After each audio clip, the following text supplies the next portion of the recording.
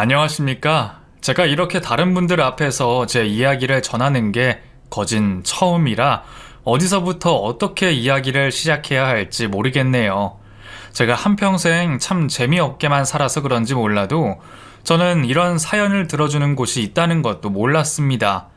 요즘에는 방송국이나 라디오에 사연을 제보할 곳도 마땅히 없고 또 막상 그런 곳에는 혹시나 날 알아보는 사람이 있을까 싶어서 용기를 못 낼 것 같더군요. 그런데 사연을 들어주시면서도 이렇게 익명을 보장해주는 곳이 있다니 제 사연도 꼭 한번 보내보고 싶은 생각이 들더군요.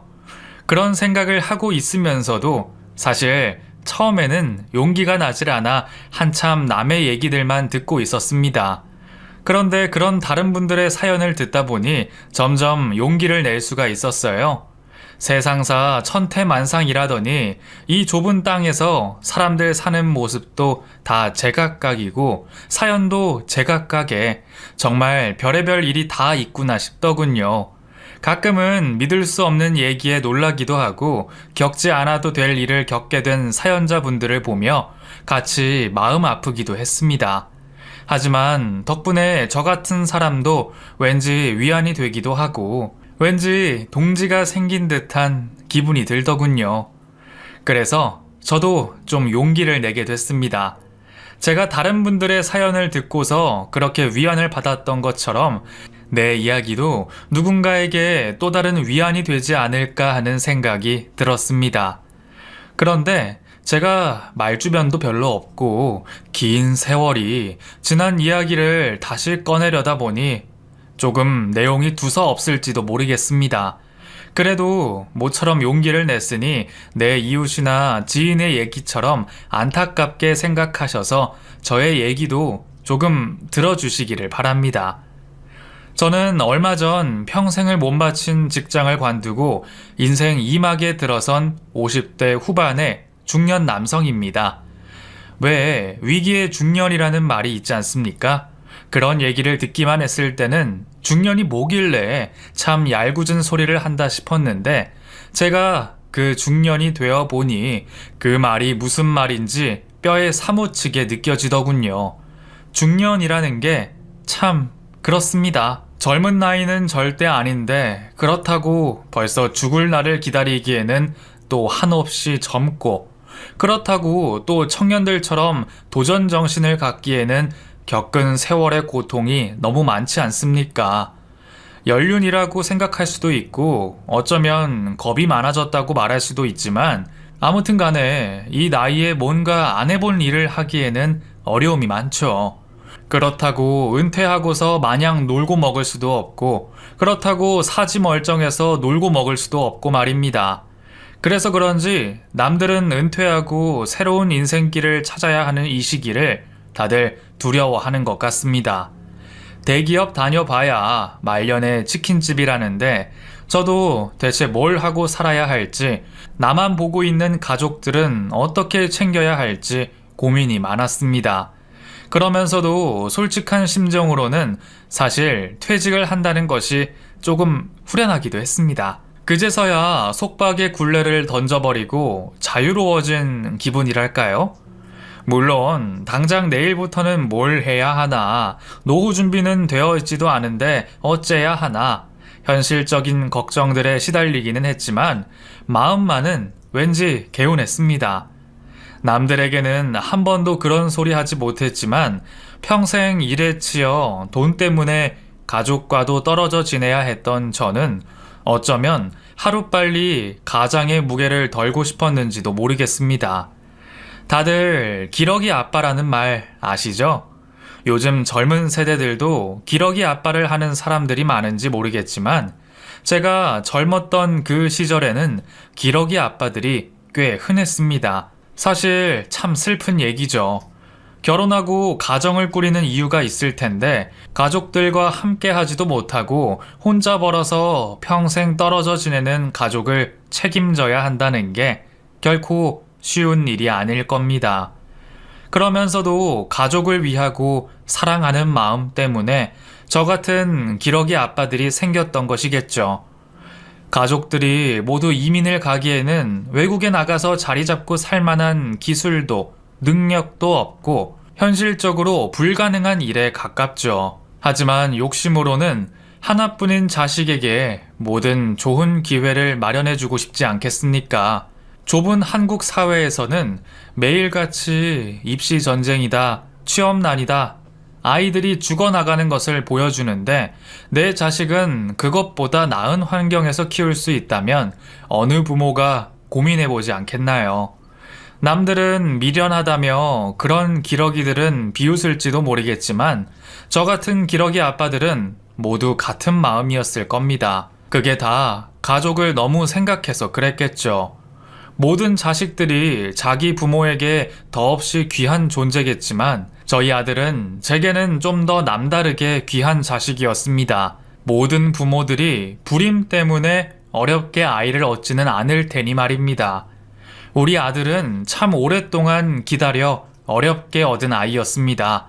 물론 제 나이에 비해서는 그리 늦게 아이를 본 것은 아니지만 일찍이 아이를 바랬던 저희 부부는 아이를 갖기 위해 꽤 오랫동안 힘든 시간을 보내야 했습니다. 저와 제 아내는 대학 시절 만나 졸업하자마자 결혼하게 됐습니다. 숫기 없던 저는 아내가 처음이자 마지막 여자였고 사랑에 맞지 않는 그이에게 내 평생을 바치겠노라 약속을 했습니다. 연애라면 대학 시절 질리게 했으니 서둘러 결혼을 하고 싶은 마음이 참 컸었습니다.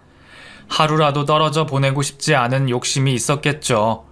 덕분에 저는 군대를 다녀오자마자 프로포즈를 했고 아내는 환한 웃음으로 결혼을 승낙해줬습니다.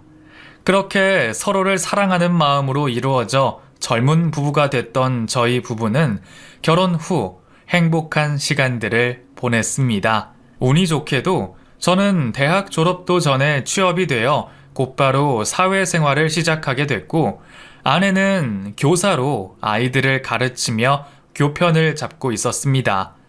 둘 다 안정적이고 번듯한 직업을 가지고 한창 패기 넘치는 젊은 부부이다 보니 그때는 정말 남부러울 게 하나도 없었던 것 같네요. 솔직히 그때는 요즘처럼 집값이 미쳐 날뛸 때가 아니라 그런지 금방 내 집 마련에 성공할 수 있었던 덕에 금전적으로도 크게 어려운 시절이 아니었습니다.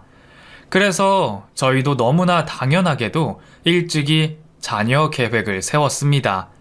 아내가 교사이다 보니 출산으로 크게 고민할 이유도 없었고 그때는 하루라도 젊을 때 아이를 낳는 게 산모에게도 아이에게도 좋다는 인식 때문에 아내 역시 하루빨리 임신을 바라고 있었습니다. 한창 신혼이니 금술 걱정할 일도 없고 스트레스 받는 일도 별로 없을 텐데 이상하게 임신이 되지를 않더군요. 처음에는 저희도 별 걱정은 없었습니다. 언젠가는 생길 테니 벌써 걱정할 일이 뭐가 있겠냐며 마음을 편히 먹었던 것도 같네요.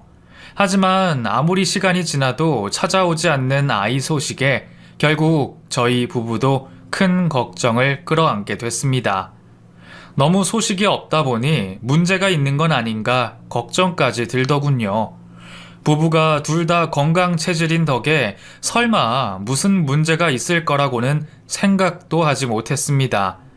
조금 일찍 병원을 찾았어야 했나 싶기도 했지만 다행인지 아닌 건지 병원에서도 마땅히 문제라고 할 것들은 발견하지를 못했어요. 오히려 둘 다 너무 정상이라며 병원에서 되려 이상하다 말했으니 말입니다. 별다른 이상도 없고 호르몬 문제도 아니라는데 왜 애가 생기지 않는지 처음에는 이해를 하지 못했습니다. 대체 뭐가 문제라서 남들은 둘도 셋도 잘 낳는 자식들을 하나도 가지지 못하나 받아들일 수 없었죠. 몸에 좋다는 것들도 찾아 먹어보고 병원도 꾸준히 다녀봤지만 그래도 별 소득은 없었습니다. 노력으로 안 되는 건 없다면서 그 일만큼은 참 제 마음 같지 않더군요. 자식은 하늘이 점지어 주시는 거라더니 혹시 우리가 뭔가 잘못해서 아이가 없나 그런 되지도 않는 생각들까지 하게 되더군요. 그래서 하다못해서 종교도 없던 제가 100일 기도를 하면서까지 아이를 바라게 됐습니다. 기도하는 법도 몰라서 주변에 교회 다닌다는 사람에게 물어서 기도하는 법을 배웠죠. 하나님이 계신다면 그런 제 소원 하나 못 들어주실까 싶어서 신자도 아닌 제 주제에 염치 없지만 그렇게 빌어봤습니다. 솔직히 남자들은 애 낳기 전까지는 부성애가 별로 없다느니 그런 말씀을 하시던데 다 그런 것도 아닌가 봅니다. 아이를 바라는 일은 엄마에게나 아빠에게나 똑같이 중요한 일이니까 말이에요. 그렇게 저는 기도까지 드리면서 아이를 기다려봤지만 여전히 소식은 없었습니다. 물론 저 혼자만 그렇게 간절했던 건 아니죠. 당연하게도 아내 역시 아이 소식을 기다려왔고 오히려 저보다 힘든 것은 아내였습니다. 저야 어쩔 수 없이 하고 싶어도 곁에서 도와주는 입장이니 뭐라 말할 만한 입장도 아니었습니다. 하지만 매번 검사를 하며 눈으로 직접 결과를 확인해야 했던 아내의 실망감은 저보다 더 많고 깊었을 겁니다. 그럴 것을 저 역시도 잘 알았기에 저도 최대한 아내에게 잘하고 싶었고 조금이나마 도움이 되고 싶었습니다. 아이 소식이 기다려지면서도 아내가 먼저 말을 꺼내기 전에는 한번 물어보는 법이 없었죠. 혹시나 나의 궁금증이 그 사람에게 스트레스나 짐이 될까봐 말 한마디가 조심스러웠습니다. 안 그래도 힘든 사람을 괜히 저까지 재촉하고 싶지 않았거든요. 하지만 그런 저의 노력도 별다른 도움은 되지 않았는지 아내는 제 생각보다 더 힘들어 보였습니다. 아이 소식을 기다린 지 3년 차에는 아내가 기어이 상상 임신까지 하고 말았으니까요. 처음에는 정말 임신인 줄 알고 둘 다 뛸 듯이 기뻤습니다. 확실하지는 않았지만 테스트기도 희미하게 보였었고 무엇보다 아내의 반응이 확실했으니까요. 아이를 기다리는 동안 보고 들은 것이 많은 덕에 반 전문가가 되어 있던 아내는 평소에도 아주 작은 낌새까지 알아차렸었고 그때는 정말 임신이라며 확신을 했었습니다. 그런데 병원을 갔더니 임신이 아니더군요. 그럴 리가요. 선생님, 저 생리도 멈췄고 배도 부른 것 같은데요. 희미하지만 테스트기에 2줄이 나오기도 했고요. 그런데 이게 어떻게 임신이 아닐 수가 있어요? 너무 간절히 임신을 원하시는 산모님들 중에 간혹 이렇게 가짜 임신 증상이 나타나는 경우들이 있어요. 그것도 흔한 일은 아니고요. 정말 가끔 이런 경우가 있긴 한데 저도 실제로 목격한 건 처음이라 뭐라 말씀드리기가 어렵네요. 아니에요. 선생님이 뭔가 잘못 아시는 거 아니에요? 혹시 모르니까 다시 한번 봐주세요. 그때는 정말 임신일 거라 믿었던 저희는 둘 다 임신이 아니라는 그 사실을 받아들이기 힘들었습니다.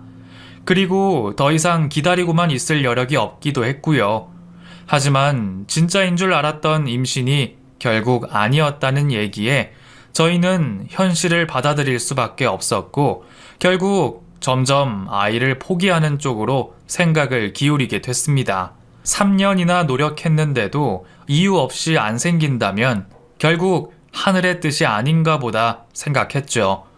게다가 아내가 상상 임신까지 하며 스스로 힘들어하는 와중에 더 이상을 바라면 욕심이다 싶었습니다. 그래도 저는 서로 위안을 얻으며 잘 살고 싶었어요. 저희가 꼭 아이를 바래서 결혼을 한 것도 아니고 아이가 없다는 게 서글프기는 했지만 그래도 우리 두 사람끼리도 충분히 행복하고 즐겁게 지낼 수 있다고 생각했습니다. 그래서 아내 앞에서 일부러 더 밝은 모습을 보였던 것도 같네요.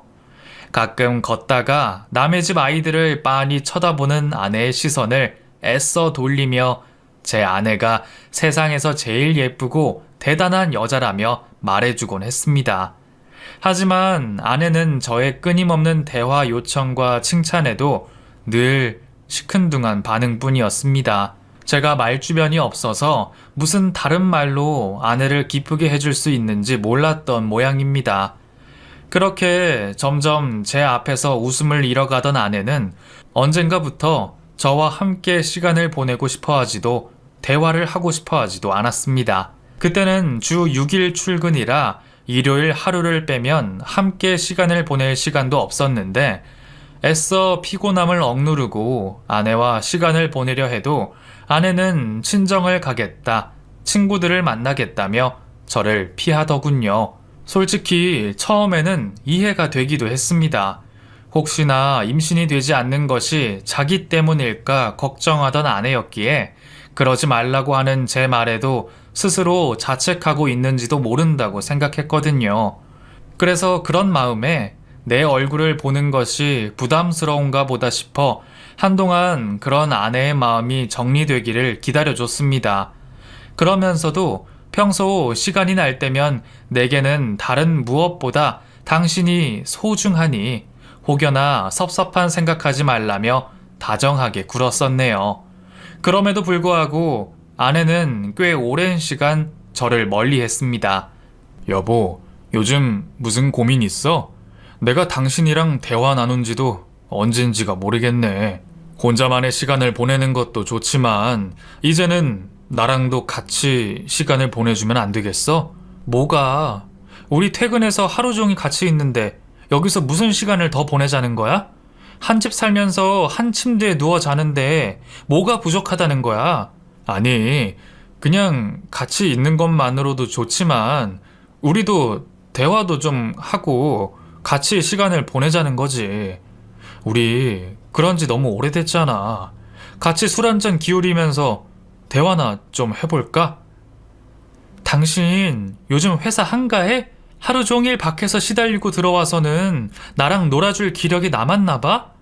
그러면 아침에 피곤해하지 말고 깨우기 전에 빨리빨리 일어나기나 해.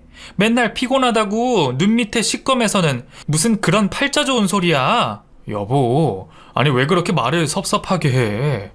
아니 혹시 내가 당신 서운하게 한 거라도 있어? 아니면 그 문제 때문에 그래? 뭐, 임신?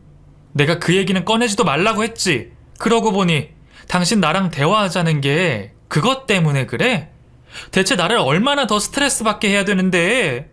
아니, 나는 그 얘기 하자는 게 아니라. 아니야, 내가 말실수했어. 미안해. 그럴 의도는 아니었는데 당신이 너무 달라진 것 같아서 나도 이유를 알고 싶어서 그렇지. 알았어. 나도 화내서 미안해. 그런데 당신도 알다시피 나 요즘 너무 힘들어. 왜 그러는지는 당신도 알잖아. 지금은 당신 얼굴 보고 얘기하는 것만으로도 견딜 수가 없어. 그러니까 우리 당분간 서로 실수할 일 만들지 말자. 그렇다고 나도 당신 탓 안 하잖아. 안 그래? 알지. 나도 당신 탓하려고 그러는 거 아니야. 여보, 우리 부부잖아. 부부끼리 힘든 얘기 안 하면 어디 가서 속을 털어놓겠어. 나는 언제라도 당신 얘기 들을 준비가 되어 있으니까 당신 마음 열리면 꼭 얘기해줘. 알겠지? 저는 어떻게든 아내와 대화를 나누고 그 상황을 타개하고 싶었지만 아내는 저를 보는 것만으로도 너무 힘들다며 대화 자체를 피했습니다. 섭섭한 마음이 생기기도 했지만 아내가 왜 그러는지 누구보다 잘 알았던 저로서는 그런 아내를 기다려주는 것 말고는 다른 방법이 없다 싶었어요. 그렇게 우리 부부 사이에 피치 못할 간극이 생겼고 그러는 사이 또 시간이 흐르게 됐습니다. 요즘은 30이 사회 초년생이겠지만 그때는 30 나이는 결코 적은 나이가 아니었죠. 그쯤 되니 저도 정말 자식 욕심은 버릴 수밖에 없었고 그나마 아내라도 지키고 싶은 마음에 부부관계의 회복에만 집중하고 있었습니다. 그래도 시간이 약이 됐는지 아내는 언젠가부터 다시 밝아지는 듯 보였고 저도 그런 아내를 보며 내심 안도를 하고 있었죠. 물론 여전히 대화는 별로 없었고 이전처럼 가까워지지는 못했지만 저는 아내가 밝아진 것만으로도 더 바랄 게 없었습니다. 그런데 제가 아내에게 부담을 주지 않아서 그런지 정말 기대도 못한 일이 벌어지게 됐습니다. 저희가 결혼을 한 지 몇 년 만에 드디어 아이 소식이 찾아오게 된 겁니다. 이전에 상상 임신 일도 있고 그래서 그런지 아내는 꽤나 조심스러웠던 모양이에요. 한참 뒤에서야 제게 임신 얘기를 꺼내더군요. 하지만 시기가 뭐가 중요하겠나요? 그저 임신이라는 말에 다른 건 생각할 겨를도 없이 너무 행복하기만 했었습니다. 벌써 12주 정도 지났대. 이상하다 싶기도 했는데 또 저번처럼 상상 임신일까봐 걱정이 되기도 했고, 솔직히 나도 생각지도 못했던 터라 확인할 생각도 못했어. 그래도 너무 이상하다 싶어서 혼자 테스트를 해봤는데 선명하게 2줄이 뜨더라고. 그런데도 혹시나 싶은 생각에 당신한테 알릴 생각도 못하고 나 혼자 병원 다녀온 거야. 늦게 알려서 미안해. 정말 임신이래? 세상에, 우리한테 이런 일이. 미안해할 필요 없어. 당신 마음 누구보다 내가 더 잘 아는걸. 당신 정말 고생 많았어. 정말 수고했어. 이제 더 스트레스 받지 마. 내가 우리 식구 어떻게든 책임질게. 그러니까 우리도 이제 행복해질 날만 남은 거야. 그때는 정말 앞으로 행복해질 일만 남았다고 생각했습니다. 그토록 어렵게 바라던 일까지 해결됐는데 앞으로 무슨 시련이 찾아온들 대수겠냐 싶었거든요. 그렇게 오랜 시간 기다려 아이를 얻게 된 저희 부부는 잠시 행복한 단 꿈에 빠졌습니다. 귀하게 얻은 아이이니 뭐든 해주고 싶었죠. 저는 아내가 임신한 동안 지극정성으로 아내의 몸을 챙겼고 클래식 전집을 사가지고 와서 아내의 태교까지 신경 쓸 정도로 아이와 산모에게 열심을 다했습니다. 그렇게 태어나기도 전부터 부모의 사랑을 듬뿍 누리던 우리 아들은 그 사랑의 보답이라도 한 듯이 10달 동안 별 탈 한 번 없이 뱃속에 있다가 무사히 건강하게 태어나줬습니다. 참 오랫동안 기다렸기 때문인지 저는 아들이 마냥 예뻤습니다. 그저 내 자식이라는 이유로 받는 것 없이 기뻤습니다. 아이가 태어난 뒤로 저는 더욱더 열심히 살기로 했습니다.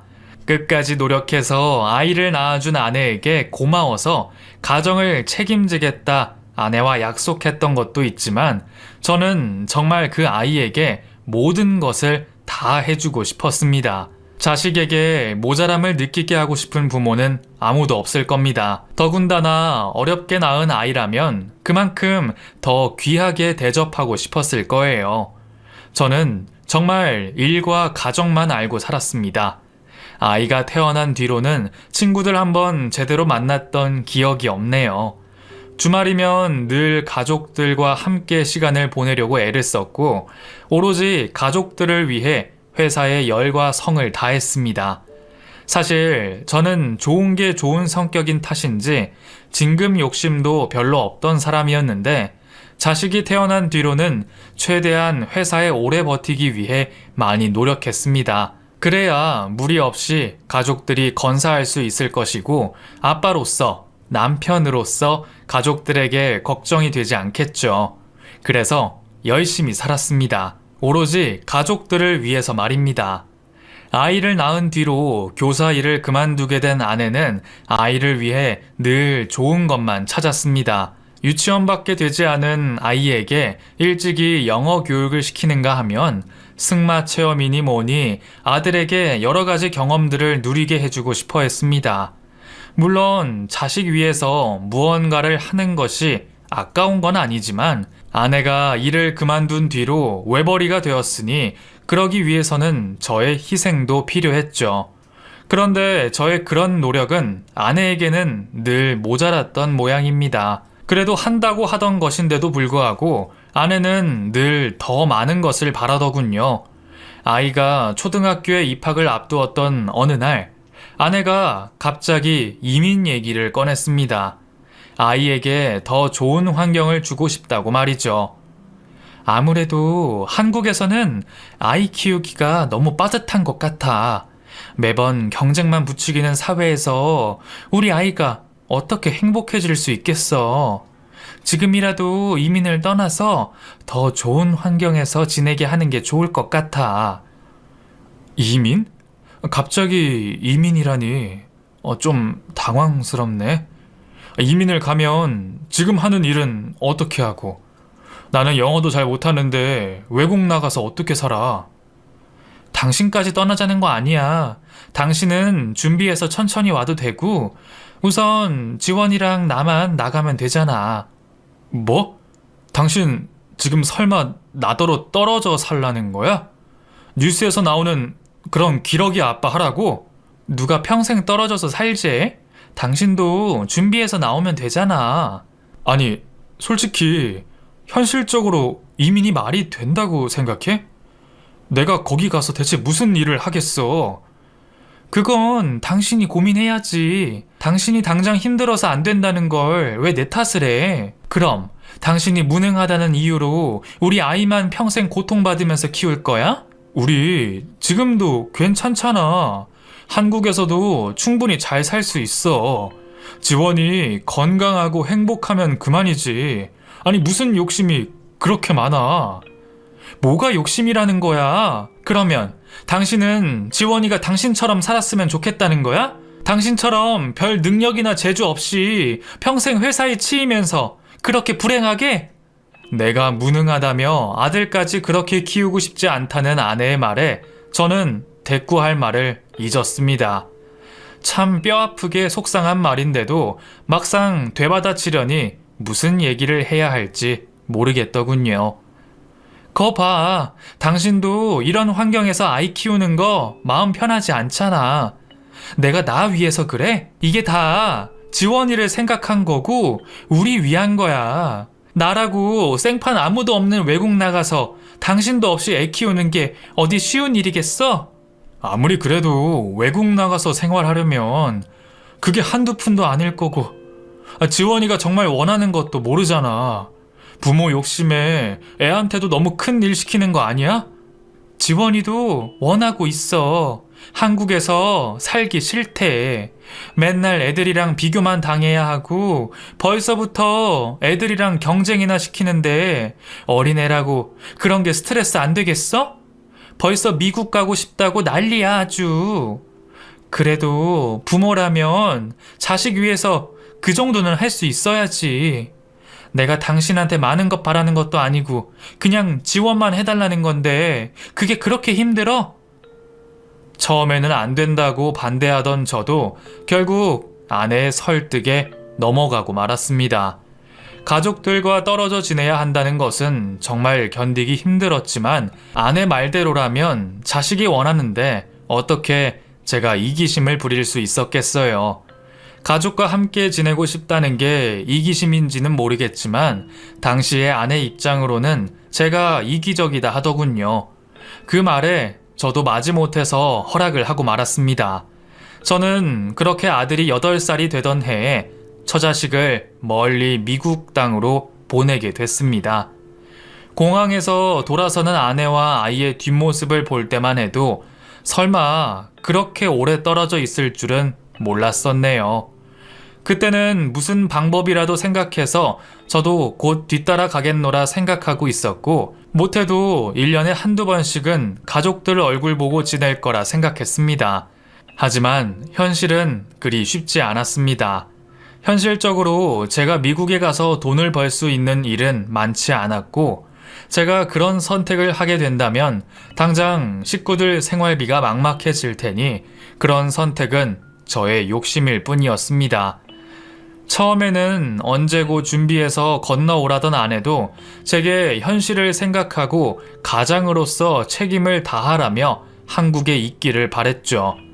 결국 어쩔 수 없이 기러기 생활을 하게 된 저는 그러면 얼굴이라도 종종 보기를 바랬습니다.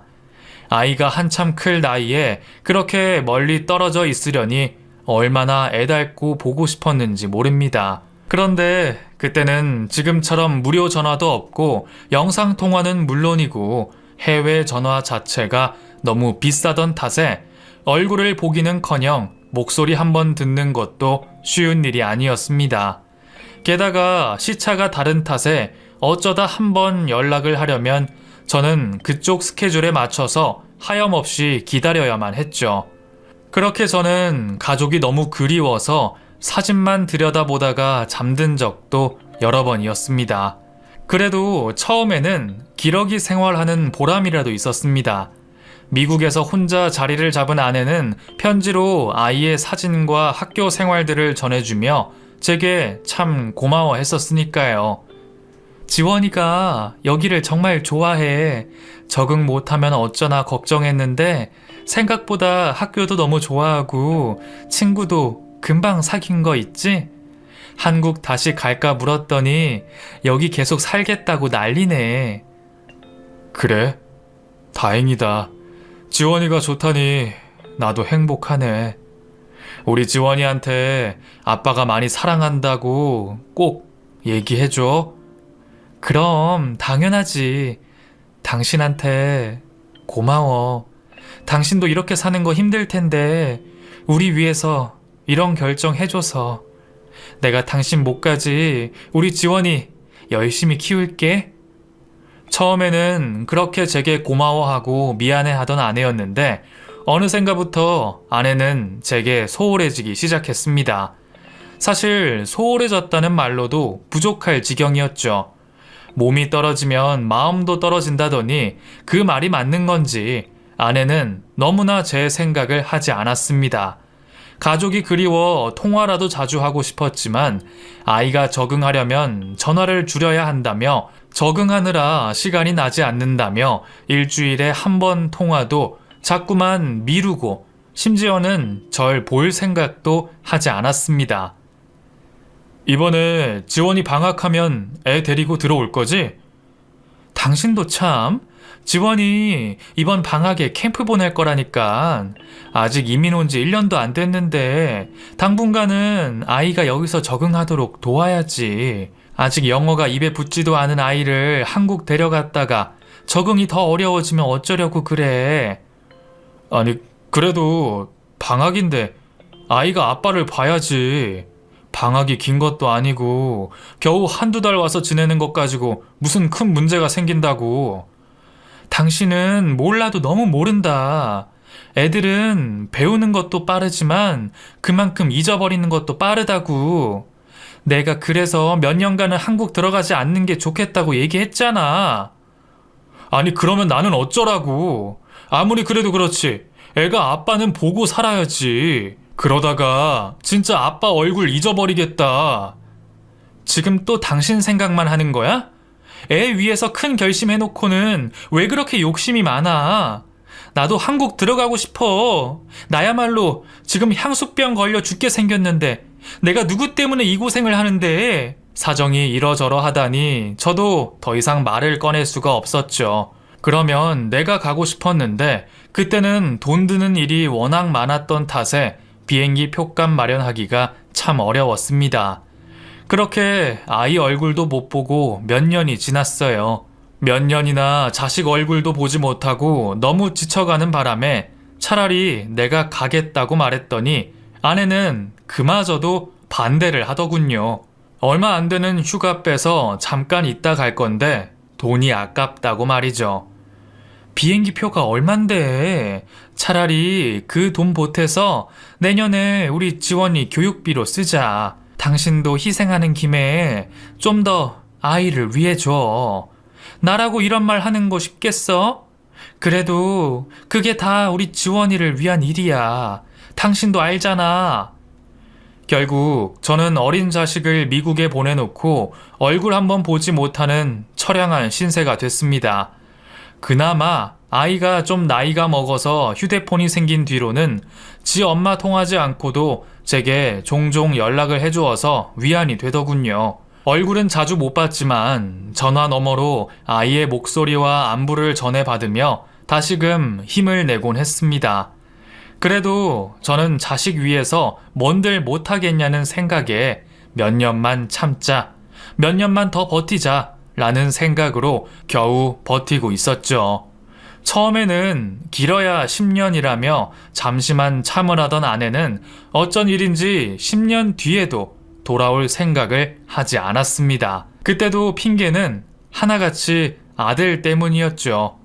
그래도 대학은 한국에서 다니려 했는데 우리 자식이 너무 뛰어난 탓에 미국에 있는 대학을 보내야겠다고 했습니다. 애가 똘똘한지 성적도 충분히 되고 또 지금 돌아가면 군대 문제도 있고 이래저래 복잡해진다 그러더라고요.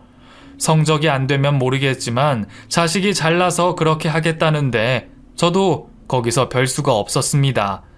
그렇게 10년으로 예정되었던 유학 생활은 점점 길어졌고 제가 혼자 된 시간도 그만큼 길어졌네요. 처음에는 우울증이 올 정도로 버겁고 힘들었던 기러기 생활이었는데 이것도 다 적응이 되는 건지 언젠가부터는 오히려 혼자 있는 게 편할 지경이 됐습니다.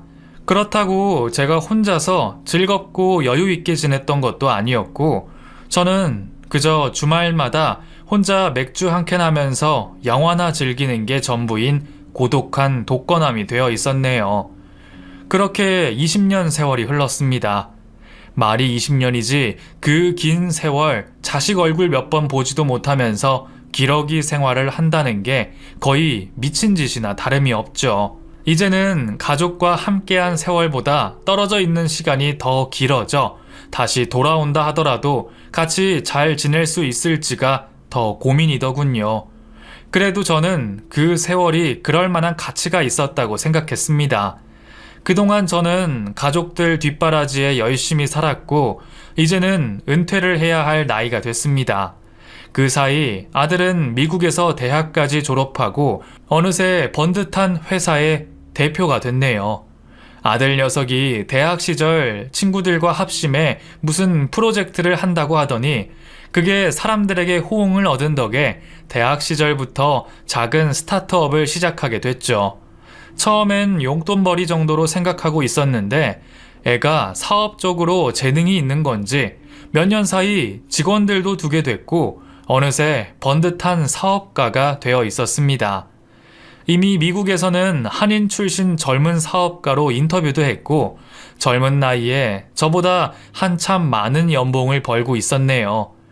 자식이 그만큼 잘해주니 그동안 뒷바라지 했던 게 아깝지가 않더군요. 그래도 가족이 그립지 않았던 것은 아니죠. 언제라도 가족들이 돌아오기를 바라고 있었으니 말이에요. 그런데 아내는 아들이 다 크도록 20년간 이런저런 핑계로 귀국할 생각이 없더니 제가 은퇴를 하게 됐다는 얘기에 그제서야 한국으로 들어오겠다 하더군요. 저는 이제라도 저를 걱정해 주는구나 하는 생각에 은퇴 후 아내와 함께 보낼 인생 2막을 그리고 있었습니다. 하지만 저의 그런 기대는 금세 무너지게 됐죠. 아들과 귀국해 들어온 아내가 저를 보자마자 했던 말이 이혼하자는 말이었으니 말입니다. 우리 이혼하자. 솔직히 이제 와서 같이 사는 것도 서로 못할 짓이고 당신이 꼭 알아야 하는 얘기도 있어. 사실 지원이 당신 친아들 아니야. 나도 미안하게 생각해. 나도 처음에는 당신 아이인 줄 알았으니까. 너무 당당하게 그런 말을 하기에 저는 더욱 이해가 가지 않았습니다. 사실이라고 믿고 싶지도 않았죠. 그런데 그 모든 말이 진실인 건지 아들은 처참한 표정으로 고개를 숙이고 있었고 아내는 당당하게 이혼을 요구하고 있었네요. 사실 그거 들킬까봐 귀국 못했던 거야. 그래도 내가 엄만데 애를 아빠 모르는 자식으로 키울 수는 없잖아. 그래도 그동안 당신도 아들 얻어서 행복했으니 다행 아니야? 뭐라고? 그게 대체 무슨 말이야? 지원이가 내 자식이 아니라니. 그러면서 뻔뻔하게 이혼해달라니. 이제 와서 화내서 뭐해. 당신도 그냥 받아들여. 아이를 임신할 쯤에 외도를 했다더군요. 심지어 애 아빠가 누군지도 모른다는 뻔뻔한 그 여자는 심지어 이혼하며 재산 분할까지 해달라고 했습니다. 그동안 가족들이 돌아오면 함께 살아야 할 집이라 생각해서 어려운 동안에도 대출 한번 받지 않고 잘 지켜왔던 하나뿐인 내 집을 갈라 가지자고 말입니다. 그 얘기까지 듣고 나니 저는 정신이 혼미할 지경이었습니다. 하도 뻔뻔해서 화내는 내가 이상한가 싶었죠. 결국 20년 참아왔던 서름이 터져버린 저는 정신을 잃고 너 죽고 나 죽자며 아내에게 달려들었습니다. 그런데 그런 저를 아들 녀석이 막아서더군요. 자기 뒤로 지 엄마를 가리면서 말입니다. 내 친자식이 아닌 건 알겠다지만 그래도 내가 저를 키워준 세월이 있는데 어떻게 나를 막아서는지 갑자기 배신감이 밀려오더군요. 지원이 너까지 이러면 안 되지. 우리가 남이어도 내가 너를 키운 세월이 있는데. 아빠, 그렇다고 지금 이러시면 결국 아빠만 손해예요. 어찌됐든 이혼하셔야 할 것 아니에요. 그런데 괜히 엄마한테 위자료 뜯기고 손해보고 싶으세요? 지금은 좀 참으시고 법으로 복수하세요. 그동안 양육비 지원했던 거 다 받아내시고 위자료까지 받으셔야죠. 지 엄마를 챙기는 줄 알았던 아들은 그게 아니었습니다. 오히려 친모인 그 여자보다 제 편을 들어주며 제가 벗어날 구멍을 알려주더라고요. 그 모습을 본 아내가 놀라서 발악을 하더군요. 지원이 너 지금 저 사람 편 드는 거야? 저 사람 네 친아빠 아니라고 말했잖아. 그게 뭐가 중요해요. 우리가 피가 섞였던 아니던 나한테 아버지는 한 분이세요. 아니, 엄마는 나한테 엄마도 아니고 아빠 한 분만 부모님이라 생각해요.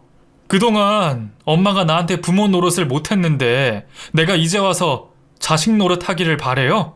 그건 또 무슨 소리인가 했더니 아들이 그제서야 충격적인 말을 고백하더군요.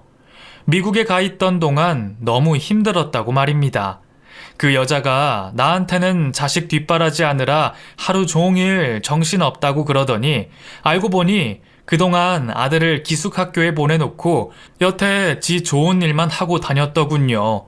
대체 뭘 하고 다닌 건지는 모르겠지만 자식은 기숙사 보내서 나 몰라라 방치해두고 저한테 돈 타가서 일도 안 했을 테니 그 돈으로 어디서 놀고나 다녔는지 모르겠습니다. 기숙학교에 방치되면서부터 다짐했어요. 꼭 하루빨리 독립해서 알아서 잘 살겠다고. 그런데 엄마가 아빠한테까지 그랬을 줄은 전혀 몰랐어요. 사실 저는 내심 아빠한테도 섭섭한 생각이 있었는데 아빠도 피해자라는 걸 알고 저 더 열심히 했어요. 그동안 저를 이렇게 키워주신 아빠한테 뭐라도 보답하고 싶어서요. 오늘만 기다렸어요. 아빠, 은퇴하시고 저랑 새 인생 시작하세요. 이제는 제가 아빠 노력에 보답할 때가 됐습니다. 노후 준비 걱정하지 마시고 저랑 미국으로 같이 가요. 갑작스러운 아들의 말에 저나 그 여자나 어안이 벙벙했습니다. 아들은 같이 미국으로 가서 노후를 보내자며 심지어는 제게 자기 회사의 명예 이사직을 주겠다고 말했습니다. 그게 그 아이에게 대체 어떤 의미일지 저는 감히 가늠조차 할 수가 없었네요. 그 여자는 내 돈으로 자식 키워서 앞으로 자식에게 업혀 살 생각을 하고 있었는데 오히려 정반대가 됐네요. 결국 그 이후 저는 전처와 무사히 이혼을 하게 됐고 아들 덕분에 재산 분할은커녕 위자료까지 받을 수가 있었습니다. 그리고 저는 한국에 있던 집과 재산을 모두 정리하여 아들과 함께 미국으로 떠났습니다. 아들이 친모와 연을 끊어버린 바람에 그 여자가 어떻게 사는지는 모르겠지만 직업도 없던 그 여자는 비자도 만료돼서 아마 한국에서 지내고 있는 것 같습니다. 그 여자가 어떻게 사는지는 이제 궁금하지 않네요. 저는 요즘 아들의 회사 일을 거들고 미국에서 적응하느라 바쁘거든요. 처음에는 이 나이에 어떻게 미국 땅에서 적응하나 걱정이었는데 저를 도와주는 아들 덕분에 하루하루 배우는 게 참 즐겁습니다. 이런 사랑스러운 아들을 두고 어떻게 20년 세월을 떨어져 있었나 이제서야 제 노력을 보상받는 기분이 들어요. 그래서 저는 아들을 위해서 더 열심히 노력하려고 합니다. 미국에서 잘 적응할 것이고 아들이 결혼하고 자식 낳는 것까지 꼭 오랫동안 지켜보고 지내야죠. 답답한 바보처럼 희생했던 것에 비하면 이만하면 괜찮은 결말 아닐까요? 그러니 여러분들도 이런 저의 새로운 인생을 축복해 주셨으면 좋겠습니다.